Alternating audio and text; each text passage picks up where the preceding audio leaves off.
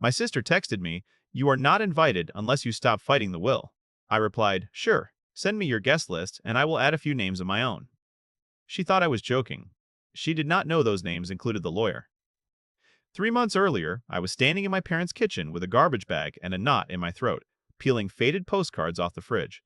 There was a magnet shaped like a lighthouse that never pointed anywhere, just drooped. Mom used to say lighthouses do not move, the storm does. That day, I learned storms can put on pearl earrings and call themselves family. The house had that after-funeral quiet, heavy with casseroles and condolences. It was the kind of hush that lets you hear receipts rustle in drawers you have not opened yet. Claire floated between relatives with a gracious smile. I recognized from 1,000 photos, chin tilted, sympathy curated, accepting compliments on her strength like flowers she had arranged herself. She had moved into this posture the minute hospice whispered the word time. I moved into the guest room, the one with the creaky radiator and the window that stuck in summer. Our parents' will, the one discussed years ago, promised simplicity. Equal split, no drama, just decency. In our family, decency had always been an accessory, worn to the right events and quietly removed before bedtime. Still, I believed it. I believed in heat bills paid on time, the good towels folded straight, the kind of faith that does not need a parade. Belief is a small house. It is easy to break into. The first sign was subtle. Dad's old briefcase was missing from the hall closet. He used to carry it like it held spare sunsets. I moved it, Claire said, tapping a perfect red nail against her phone. The lawyer needed some documents. She said lawyer the way people say spa, vowel long and indulgent. I nodded, because grief teaches you to pick your battles, and I was still learning which corners of the house had landmines. The second sign was not subtle. There was a meeting I was not invited to. Just logistics, she texted, and sent a photo of her latte art, a heart pulled so sharp it looked like a blade. When I asked for updates, she sent bullet points like a memo. Appraisal, taxes, probate. Her efficiency was a dress she wore to hide the bruise of impatience. "Do not worry," she added. "I am taking care of everything." She loved that phrase, everything, as if it were a kitten that purred when she stroked it. I believed the line until a letter arrived that was addressed only to her. I found the opened envelope on the hall table, the pages tucked halfway under a glossy brochure for a wedding venue. The letterhead was from the estate attorney. I could have ignored it. I could have told myself privacy matters. But the corner peeked out like a truth with loose laces, and grief had made me clumsy. I read enough to taste metal. Reassignment. Caregiver remuneration. Secondary heir. A small constellation of words orbiting a single idea. Me moved to the margins. When I confronted her, Claire smiled as if I had complimented her dress. "It is just wording," she said, tucking a strand of hair behind her ear. The practiced gesture of someone who knows cameras live for hands near faces. "You were not around as much the last year, Em." I handled the appointments, the nights, the mess. The lawyer said it is fair. She said fair. She said fair the way people say weather, inevitable and impersonal, not her fault if it rained.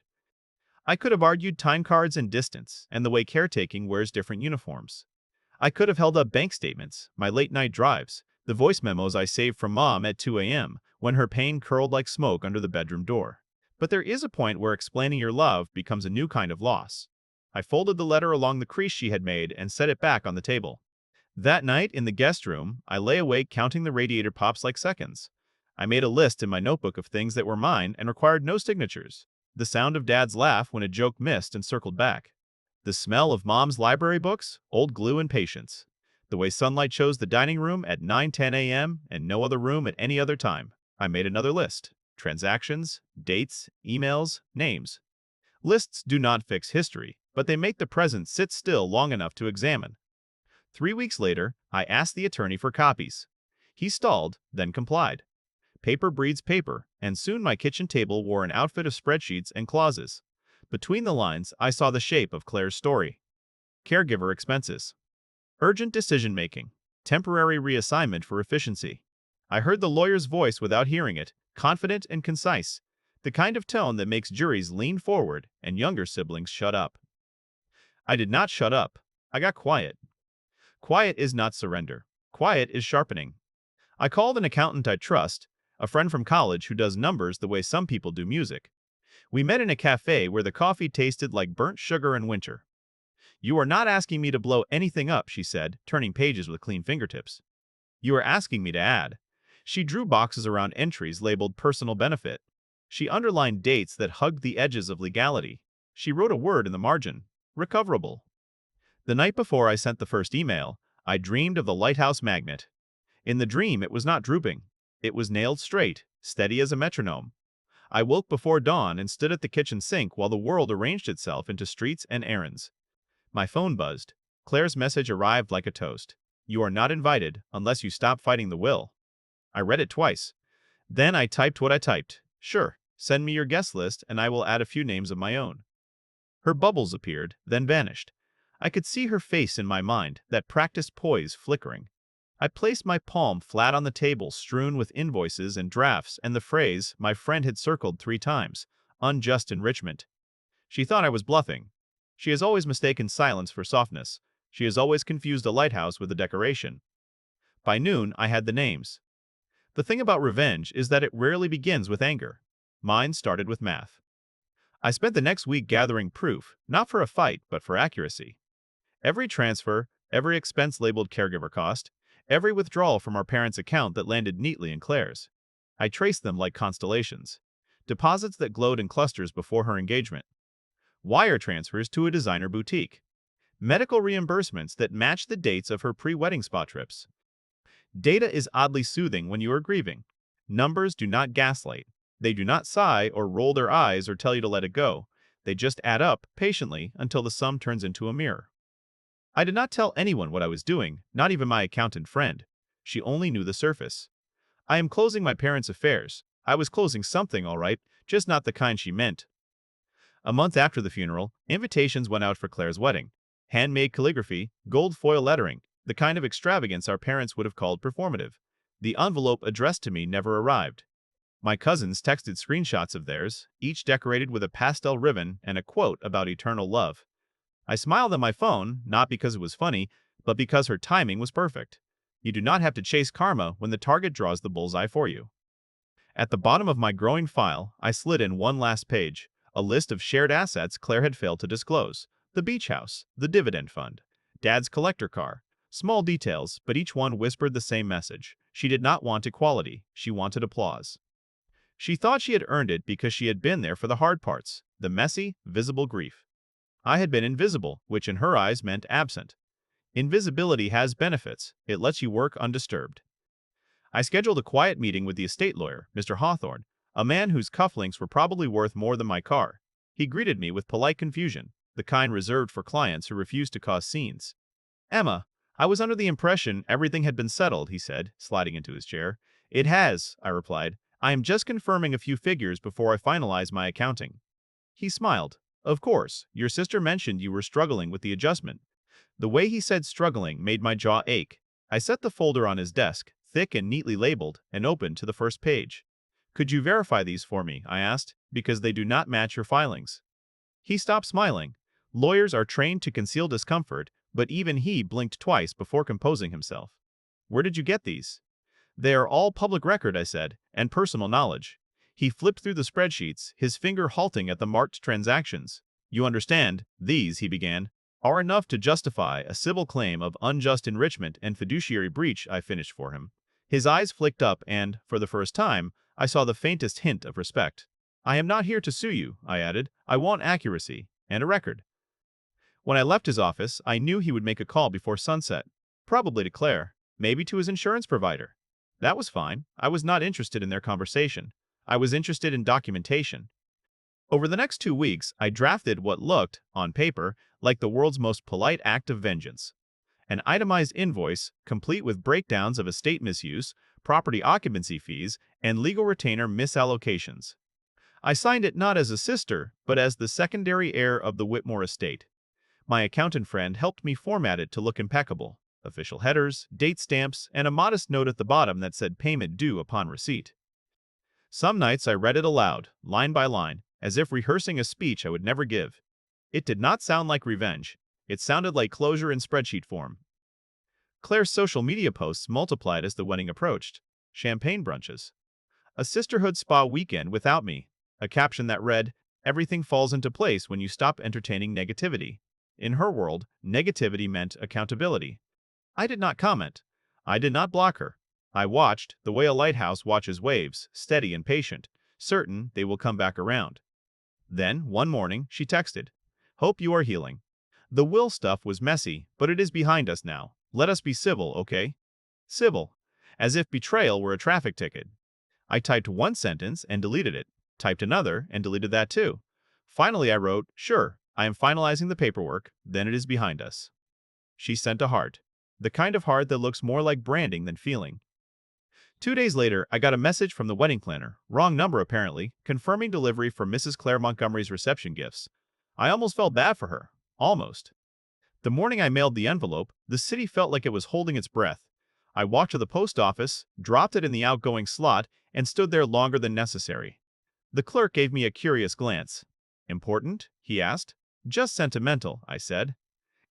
Inside that envelope was the sum of her choices. 10 pages of neat arithmetic and one signed cover letter titled, Invoice for Estate Misappropriation. It was not venomous, it was factual. The kind of truth that does not scream. It just arrives. I did not expect a reply. She gave me one anyway 3 days later. A voice message, shaky and clipped. What the hell is this, Emma? You cannot bill family. You are insane. She paused, breath hitching. Do you know what this could do to me if people see it? I pressed play again just to hear the fear between her words. Then I deleted it. Because yes, Claire, I did know exactly what it could do. And I was not finished yet. By then I could hear the sound of her paper walls cracking. 3 years ago that sound would have hurt me. Now it just meant the math was working. She did not call again, but I knew the silence was not peace. It was strategy. Claire's personality had been built on staying in control. She could not tolerate being outmaneuvered, especially by me, the sister she once called the boring one with a calculator. It is always the boring ones who keep records. The first public ripple came the next week. My cousin Lily texted to ask what happened at the bridal tasting because Claire left crying. I did not answer. What would I say? She is having a taste of accountability. Let the story tell itself. A day later, a formal letter arrived from her fiancé's attorney. The paper smelled like arrogance and aftershave.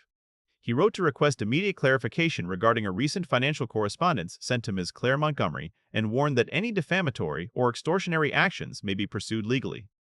I smiled at the phrasing. Clarification, not denial, not refutation, just confusion laced with fear. I sent a single-page response. All enclosed materials are verifiable and documented via bank records and legal filings. This is not a threat. It is a request for balance. That night, Mr. Hawthorne emailed me, short and cautious. Emma, I have reviewed the documents you submitted. While unconventional, your accounting appears accurate. Please advise on your preferred course of resolution. My preferred course already had a date, time, and venue etched in gold. The wedding was 10 days away. In those 10 days, Claire tried every flavor of manipulation. On day 1, she said, let us talk, just us sisters. On day 3, she said, Mom would not want this between us. On day 5, she said, you are ruining something beautiful out of spite. On day 8, she said, I will pay you back eventually, but please do not embarrass me. On day 9, she said, you are uninvited. The irony made me laugh out loud in my empty apartment. I was not planning to attend. I only needed her audience. My accountant friend asked over coffee if I was sure it was worth it. I watched leaves scatter in the wind and said it was not about worth, it was about weight. She had put too much on my side of the scale. My friend nodded. Some people understand vengeance without needing the details. On the morning of the wedding, I dressed like I was going to a business meeting. Black slacks, white blouse, silver earrings, no drama, just intention. I carried a cream-colored envelope and a printed receipt from a courier service. Outside the cathedral, guests swirled in silk and perfume. The air buzzed with the sound of practiced happiness. Claire stepped out of a vintage car, radiant in lace and entitlement. Cameras flashed. Applause rose. I stood behind a column across the street, unseen but close enough to hear her laughter, soft and measured and rehearsed. It was the same laugh she used to deflect guilt in childhood. At precisely 3:15 p.m., a delivery van rolled up. The courier, an older man with a badge clipped to his vest, walked through the open gates holding a parcel sealed with legal wax. His professionalism was poetry. He approached the groom's father first, confirmed his name, and handed him the envelope with the calm of someone delivering lunch, not justice. For a moment, the world seemed to slow. I watched as the groom's father read the label. Invoice for estate misappropriation, Whitmore Estate Holdings. He frowned and handed it to the wedding planner, who passed it to Claire in the middle of a photo. Her smile faltered just enough for the photographer to pause. She tore the seal, scanned the first lines, and I could tell exactly when she reached the total. Her hand froze, her knuckles whitening against the paper bouquet. People whispered. The groom leaned in. The planner looked away. Claire's lips moved, probably my name. Then came the best silence I have ever heard, the kind where truth walks into a room and every lie knows it is time to leave. I did not stay to watch the aftermath. Closure is not spectacle. Closure is exit. As I walked away, the late afternoon light cut across the pavement like a promise fulfilled. My phone buzzed with a photo from an unknown number. Claire's eyes were wide, makeup streaked, her dress pulled by the wind. The caption asked what I had done. I did not reply. Some questions answer themselves. That night, I sat by my window with tea that had gone cold and watched the city lights blur. I thought of Mom's lighthouse magnet, steady and unblinking. "Storm is over," I whispered. I knew storms do not end overnight. They drift and leave debris along the shore. I just did not expect one of those pieces to land on my doorstep. The envelope arrived 3 weeks later, plain white, no return address, postmarked from the city where Claire honeymooned for 12 days before it fell apart. Inside was a single check and a note written in her careful handwriting. "You got what you wanted. Congratulations. Do not contact me again." The check was for the exact amount on my invoice, down to the cent. My accountant friend called it poetic symmetry. I called it accounting closure. Either way, it cleared. Justice has a sound, and it is the click of confirmation in your banking app. The money was never the point. The point was the silence that followed. No calls, no family updates. The group chat died. Holidays went on without invitations. For the first time in years, no one asked me to fix, to mediate, or to understand. Peace felt like a foreign language I was finally fluent in. Then Mr. Hawthorne called. His voice was thinner than usual, stripped of polish. "Emma," he said, "I thought you should know. Your sister's husband filed for annulment. He claims she concealed debts and assets." I did not respond right away. There is no victory in someone else's ruin, only proof that lies have a shelf life. He warned she might try to shift responsibility. I thanked him and ended the call. That night, I went to the old family house for the first time since the firestorm burned itself out. The realtor had left the key in the lockbox, and the sale was pending. The air still smelled faintly of lemon polish and memory. Dust clung to corners that once held voices. I walked through each room slowly, as if the walls might tell me a different version of the story. In the living room, I found a photo Claire had framed years ago, Mom and Dad between us, smiling too hard, pretending we were still one heartbeat of a family. I set it face down on the mantel, not out of spite, out of honesty. In Dad's study, I discovered a ledger bound in cracked leather. His handwriting looped across yellowed pages, neat and stubborn. On the last page, a note read, "For both of you, take care of what matters, not just what is left." I ran my fingers over the ink and felt the pulse of a man who tried to keep us together with logic and love. He believed fairness was a simple equation. He never accounted for charm. Still, I smiled. Maybe I had taken care of what mattered, truth, even if it came wrapped in paperwork. The next morning, I stood in the backyard by the old stone bench where Mom used to prune her roses. The garden had gone wild, vines curling over everything, a chaos that somehow looked more honest than order ever had. I brushed dirt from the nameplate Dad had carved into the wood, "For the ones who stay." It felt like it belonged to me now. I made a quiet decision. Instead of selling, I would buy the house outright, using the money Claire had returned. A circle completed itself. My lawyer hesitated. "That might upset your sister," he warned. I smiled. It already did. 2 weeks later, a mutual friend emailed to say Claire had moved out of town. New number, new name online. She was trying to start over. I did not need to know, but I read it twice anyway to make sure it was real. Sometimes closure arrives wearing a disguise. You almost do not recognize it because you imagined it louder. But closure is quiet. It is a letter cashed, a house key turned, a name you stop saying out loud. That night, on the porch of the house that was once ours, I felt the first calm I had known in years. Crickets hummed.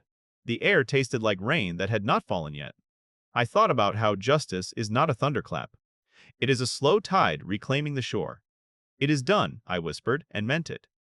From somewhere deep in the house, the radiator clicked in the same rhythm it always had. I smiled. Sometimes the past does not haunt you. Sometimes it hums, reminding you that survival makes a sound. A month after I bought the house, an envelope slid under the door. No return address, but the handwriting was not hers. Inside was a single photograph of Claire. Outside a courthouse, sunglasses on, jaw tight. On the back, in smudged ink, were 3 words: "You ruined me." I stared at the photo a long time. It looked less like accusation and more like confession. She had mailed it to confirm that I had done something she could not. I had ended the cycle. I did not respond. There was nothing left to say between us except truth, and truth had already done its work. That night, the house was too quiet and too intact. Memories move differently when there is no one left to argue with them. I walked the halls barefoot, listening to the soft hum of the radiator and the creak of the floorboards. The rooms echoed with absence, the most honest sound of all. In Dad's study, the ledger still sat open. I turned to a blank page and wrote without thinking. Paid in full. It was not triumph. It was not closure dressed as victory. It was acknowledgement. Even justice cost something. A week later, the estate accountant confirmed the final settlement. Everything is officially closed, she said. Congratulations. I had heard that word too many times from people who did not know that justice feels nothing like winning. It feels like gravity returning to its natural pull. After the call, I bought paint. I picked a soft color called sea fog. Mom would have liked it. She always said a house should look like it is breathing, not pretending. As I rolled new color over old beige, I realized I was not erasing the past. I was giving it a new name. News about Claire spread slowly, like a rumor everyone already suspected. Her husband's family backed out of the business venture they had promised. The glamorous photos vanished, replaced by silence. My cousin texted to say she was staying with a friend in Oregon and working at a small boutique. Crazy how things turn, she wrote. I typed and erased 3 responses before settling on one. I hope she finds peace. I meant it. When you finally taste peace, you stop hoarding it. You start wishing it for everyone, even the ones who never wished it for you. One evening, I found an old voicemail in my saved messages. Mom's voice, soft and tired. Remember, sweetheart, people show you who they are when money is on the table. Do not let it make you smaller. Take care of what is worth keeping. I sat on the porch with the phone in my hand while cicadas buzzed like static. The sky blushed pink above the tree line, and for the first time I understood. What is worth keeping is not fairness. It is self-respect. It is the quiet knowledge that you stood your ground without shouting. The day the sale of the second property finalized, I walked to the edge of the yard where the woods begin. The air smelled of pine and dust, that mix of endings and beginnings. I thought of Claire, not as the villain of my story, but as the mirror I finally stepped away from.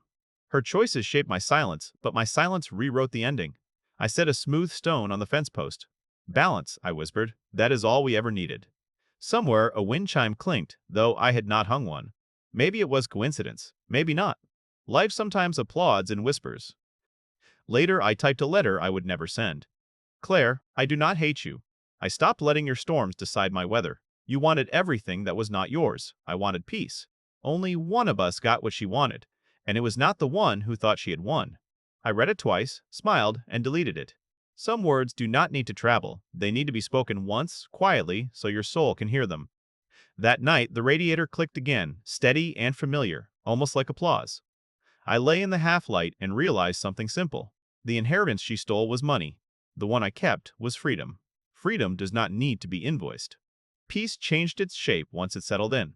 At first, it felt like absence, a space where chaos used to live. Then it became texture, something you can lean against without fear it will give way. By autumn, the house felt like mine, not inherited, not reclaimed, mine. The rooms did not whisper, they exhaled. Every window I cleaned let a little more forgiveness in. Even the creaky radiator softened, as if ready to rest. One Saturday, sorting attic boxes, I found an envelope marked Wedding Fund for our girls. It was not large, only a few $1,000s set aside decades ago. For a moment, I wondered how many arguments this little pile of bills might have prevented if it had surfaced sooner. Then I smiled. Life does not always let you rewrite the beginning, but it does give you the pen for the ending. I drove into town and donated the money to the shelter's scholarship fund.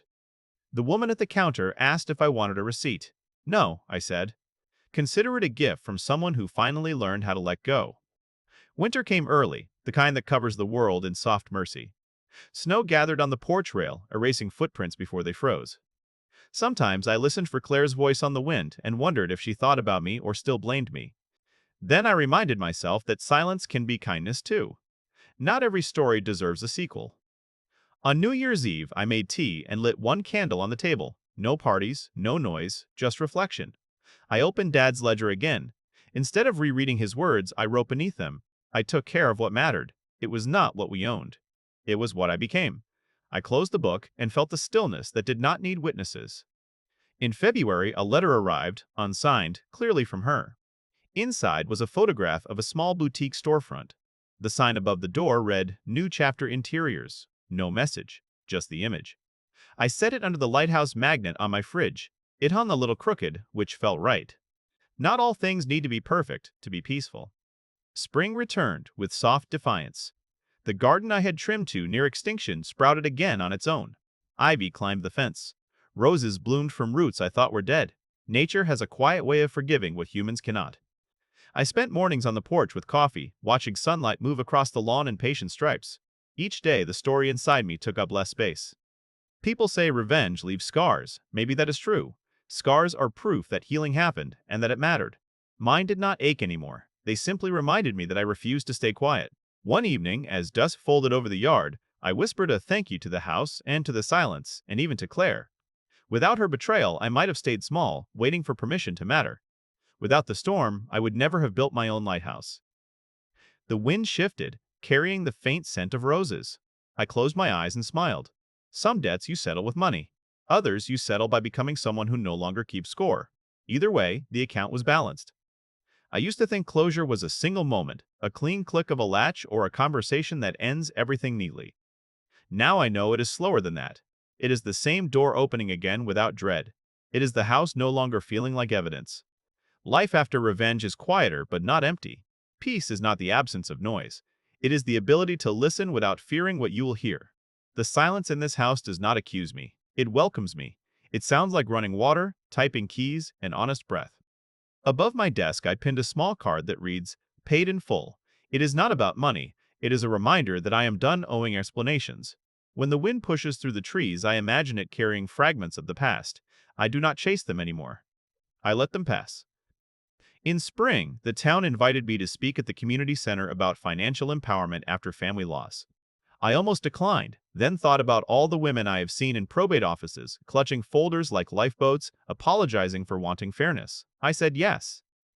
I wore a simple black dress and the same silver earrings I wore the day I mailed the invoice. A small circle closed. I spoke for 40 minutes, not about Claire or revenge, but about boundaries, documentation, and self-worth. When I finished, a woman in her 60s told me she wished she had done what I did. "You still can," I said. "Closure does not have an expiration date." Later that night, I realized my story was never just mine. It was a map for anyone who has been told to stay quiet for the sake of family. If that is what this became, a guide carved from pain, then perhaps it was worth the cost. Seasons turned. The garden thrived without permission. Roses climbed the fence like they were chasing forgiveness. I let them. While cleaning a drawer, I found childhood drawings, Claire's and mine, with our parents' names scrawled in crayon hearts. The paper smelled like old summers. I did not cry. I folded them and tied them with a red ribbon, not to save them. To honor that, once we were two girls who believed love was automatic. Sometimes I wonder if she ever drives past our old neighborhood. If she remembers the kitchen light left on late, Dad humming out of tune, Mom laughing when she burned toast. If she misses me, not the sister she fought, but the one who shared secrets in the dark and whispered about escaping town. I like to think she does. I like to think she learned what I learned. Freedom is not revenge, it is release. On the night before the first anniversary of everything, I stood under the same sky we watched as kids. Stars dotted the horizon like apology letters. The air smelled like rain again. "Thank you for breaking me open," I whispered. "I grew into the space you left." Then I went inside, turned off the lights, and slept with the window open. The wind carried the sound of the distant city breathing. It sounded like peace wearing my name. A year later, I started writing again. Notes and margins became pages and pages became chapters. I shaped my story into something that did not just belong to me, not a confession, not a spectacle, truth, polished until it stopped bleeding. I titled it Family Arithmetic because that is what it was, a series of calculations. Love minus loyalty. Fairness divided by silence. Pain carried over years until balance returned. My publisher said it felt too calm for a revenge story. That was the point. Calmness was the revenge. When the book came out, I did not expect it to matter. It did. Messages arrived from people I had never met, each with their own versions of inheritance wars and broken promises. One wrote, "I thought I was crazy until I read your story." Another wrote, "You taught me that justice does not need applause." I read every message and did not reply. Some truths do not need conversation, they need to be witnessed. In the middle of this new calm, a small envelope appeared. No name, postmark from her last city. Inside was a note in Claire's hand. I read your book. You wrote the truth. I hope you are happy now. There was no malice and no sarcasm. Just acceptance wrapped in exhaustion. For the first time in a long time, I did not feel anger. I felt release. I placed the note inside Dad's ledger, between his last entry and mine. 2 generations of math closed their books. As months passed, the garden grew wild no matter how I trimmed it. Roses climbed higher. Ivy spilled across the fence. Lilies bloomed where they never had. I stopped fighting it. Maybe nature was teaching me what control could not. Beauty comes from what refuses to stay in lines. In the evenings, I walked the perimeter, tracing the edge between what was kept and what was free. I did not need to look back to know the house was strong. It had learned, like me, to hold its history without collapsing under it. After a reading in town, a young woman told me she had not spoken to her sister in years and that my story made her want to call. I told her to do it and not to expect the past to vanish, only not to let it own her. As she walked away, I realized I had become what I never imagined I could be, the calm after someone else's storm. Later that night, I opened a window. The air smelled of rain and lilacs. The old radiator clicked once and went still. Outside, a fox crossed the yard, silent and sure. I envied it for a moment, then realized I had become something like it too. Self-contained, unafraid of darkness, moving through what was once dangerous with ease. Paid in full, I whispered, not as a reminder, but as gratitude. Peace is not what happens when the storm passes. Peace is what you become when you stop needing to prove you survived it. The morning the lighthouse magnet finally fell from the fridge, I left it where it landed. For years I had kept it pinned like a relic, proof that some part of our family still stood upright. Looking at it on the tile, I realized I did not need symbols anymore. I was my own lighthouse. The kitchen window glowed with early light, the kind that paints everything honest. Dust drifted through it like quiet applause. I made coffee and laughed when I set out 2 mugs by habit. Old rituals die slow, but now they die gently. Outside, the garden stretched in wild bloom. The roses had overtaken the bench. Their roots had wound into the stone, cracking it while holding it upright. That felt fitting. Some things only stay standing because they break in the right places. I walked the path to the fence line with coffee in hand. The air was cool and sweet. At the edge of the yard, I looked toward a horizon that was soft gray giving way to gold and thought about all my versions buried in this soil. The daughter who tried to earn love. The sister who mistook silence for peace. The woman who learned that justice and serenity can share the same skin. For a long moment, I just breathed. No ghosts and no grudges, no imaginary courtroom waiting for closing arguments. Freedom does not announce itself. It arrives when you stop rehearsing pain. That afternoon, I cleaned out the last storage box from the attic. Inside was a folder labeled Estate Final. It held every receipt and every proof of what once consumed me. I sat on the floor, read each page once more, then fed them slowly into the fireplace. The paper curled and lifted into ash that glittered and faded. When the last page vanished, I whispered, balanced, not forgiven and not forgotten. Balanced. The fire dimmed to soft embers, the way anger does when it is done teaching. That night, I dreamed of the ocean. In the dream, I stood on a cliff holding the lighthouse magnet in my palm. Below me, the waves crashed, restless and rhythmic. I let the magnet fall and felt no fear, only release. The water did not swallow it. It carried it away. When I woke, the dawn was the same color as peace. I opened the window, let the air rush in, and whispered, "It is yours now, to time itself." Months later, I visited the community library to donate my book. As I set it on the shelf, I noticed a handwritten card tucked into another title nearby. Someone had written, "Every secret has an echo. Some find peace only when they are told." I smiled and traced the words with my thumb. It did not matter who wrote it. It mattered that someone else understood. Outside, the sun caught a shop window, and I saw my reflection, older and quieter and lighter. Behind me, a child tugged her mother toward a rack of postcards. One showed a lighthouse. I almost laughed. Maybe the world is a circle after all. Each storm sending someone home. Each survivor becoming a beacon for whoever needs it next. I took one last look at the street and the light and the day that felt like a kept promise. Then I walked away, steady and unhurried, carrying nothing but calm. Not all inheritances are written into wills. Some are written into who we become when the storms finally end.